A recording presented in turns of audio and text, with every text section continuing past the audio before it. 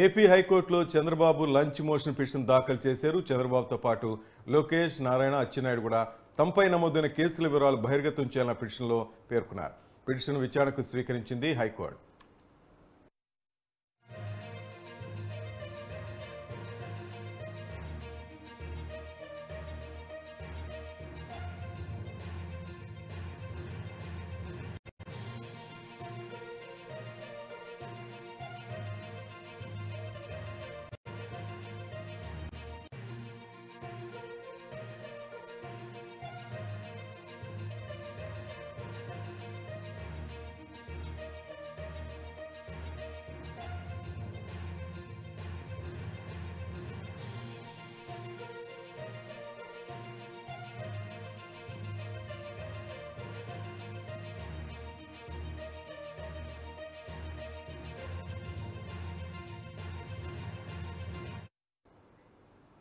AP హైకోర్టులో Chandrababu lunch motion petition దాఖలు చేశారు. చంద్రబాబుతో పాటు లోకేష్, నారాయణ, అచ్చెన్నాయుడు కూడా తమపై నమోదైన కేసుల వివరాలు బహిర్గతం చేయాలని పిటిషన్లో పేర్కొన్నారు.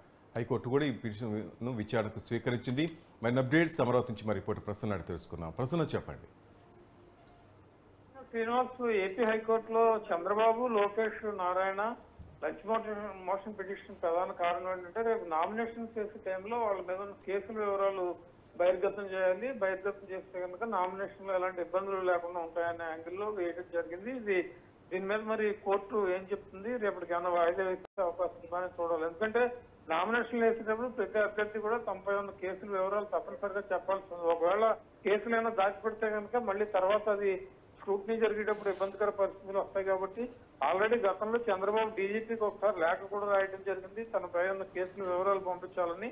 ఇప్పుడు కోర్టులో లంచ్ మోషన్ పిటిషన్ వేశారు కాబట్టి కోర్టు నిర్ణయం మేరకు కోర్టు ఏమైనా ఆదేశాలు ఇస్తే కనుక వాళ్ళ మీద లోకేష్ మీద ఎన్ని కేసులు ఉన్నాయి, నారాయణ మీద ఎన్ని కేసులు ఉన్నాయి, చంద్రబాబు మీద ఎన్ని కేసులు ఉన్నాయి, వీటికి సంబంధించిన వివరాలు ఏ రకంగా ఉన్నాయి, ఇవన్నీ కూడా ఓపెన్ గా తెలిసే అవకాశం కనిపిస్తుంది. ఎందుకంటే రేపు 18వ తారీఖు నుంచి నామినేషన్లు మొదలవుతూ ఉంటాయి.